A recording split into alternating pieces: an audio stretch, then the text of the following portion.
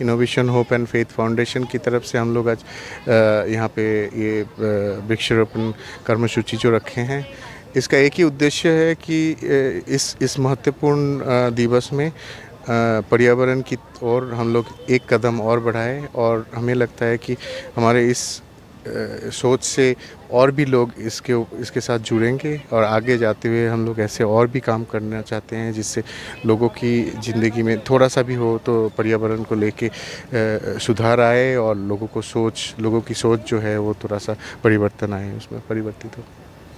इस अवसर पर आप बच्चों में कुछ बैग वितरित कर रहे हैं, वो किस तरह के बैग हैं, उसका क्या उद्देश्य है? नहीं, ये तो एक छोटी सी सोच है कि हाँ, हम लोग ये कोशिश कर रहे हैं कि यहाँ पे जो नीडी और ज़रूरतमंद लोग बच्चे हैं जो पढ़ना चाहते हैं उनकी तरफ ये छोटा सा योगदान है कि स्कूल जाए, स्कूल के लिए किताबें, बैग और थोड़ा सा नोटबुक्स ये सब दे रहे हैं। ये तो बहुत ही छोटी सी प्रचेष्टा है और आगे जाते हुए ऐसी प्रचेष्टा और करेंगे और बड़े पैमाने में करेंगे। सोच तो यही है। और यहाँ पे सभी लोगों को जितने भी बच्चे आएंगे उनको दिया जाएगा किताबें और बैग्स, स्कूल बैग्स का।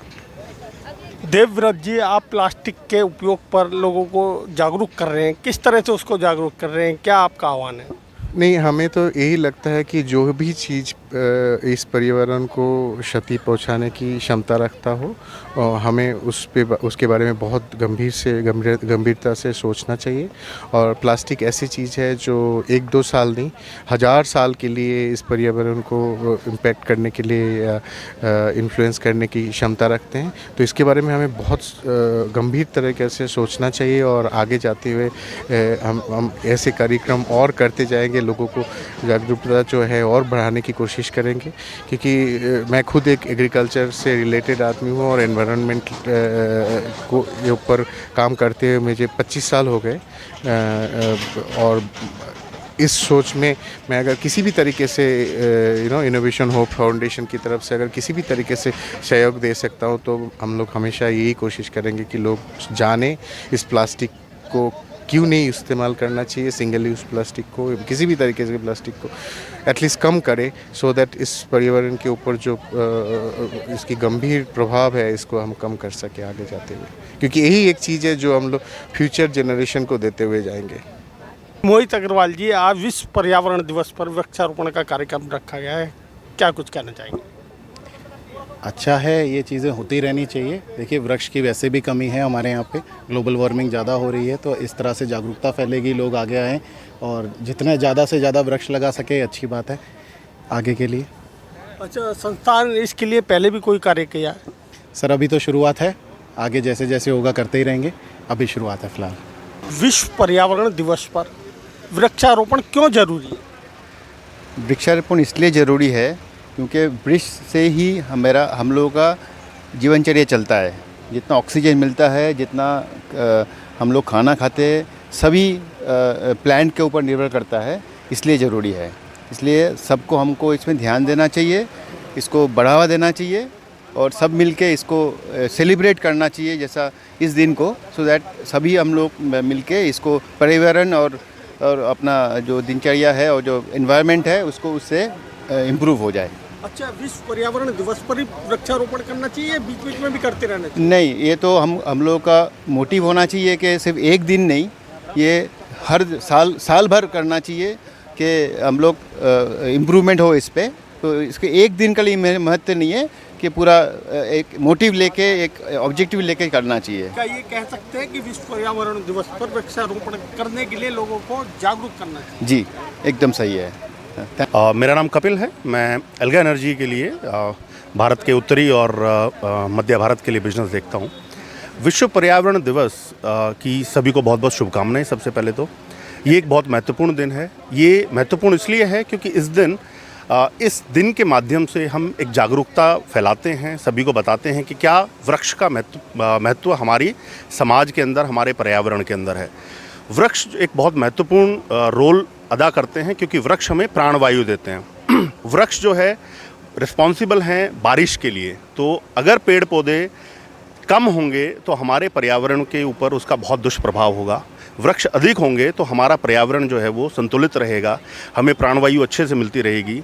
जो और टॉक्सिक गैसेस हैं, चाहे कार्बन डाइऑक्साइड है जो हमारे वातावरण में उत्सर्जित होती हैं, उनको भी वृक्ष कन्वर्ट करके ऑक्सीजन में बदल के हमें देता है।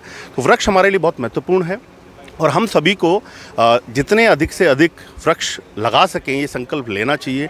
और हम एल्गा एनर्जी में इसके लिए कार्यरत हैं, क्योंकि हम एक कृषि से जुड़ी हुई कंपनी हैं और हम इस कार्य को किसानों तक और जो कम्युनिटी है उन तक निरंतर रूप से फैलाते रहते हैं कि भाई वृक्षों का हमारे जीवन के अंदर बहुत महत्वपूर्ण योगदान है और हमें वृक्ष लगाने चाहिए।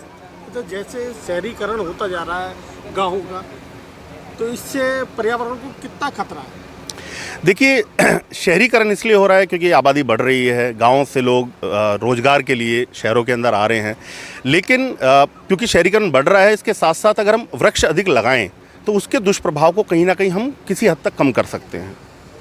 जी केसा जी, बताइए आज का कार्यक्रम किस तरह रखा गया है और कौन कौन लोग इसमें मौजूद हैं? जी, तो आज विश्व पर्यावरण दिवस के उपलक्ष्य में ये innovation hope and faith foundation of India ने एक वृक्षारोपण समारोह का आयोजन करा है, जिसमें हमारे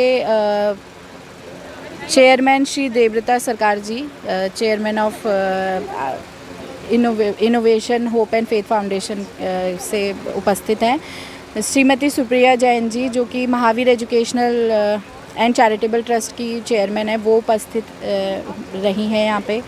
और इसके अलावा जो ट्रेजरर है श्री किशोर मित्रा जी NGO फाउंडेशन के, और मिस्टर राजीव चक्रवर्ती जो कि जनरल सेक्रेटरी है, वो यहाँ पे उपस्थित रहे हैं।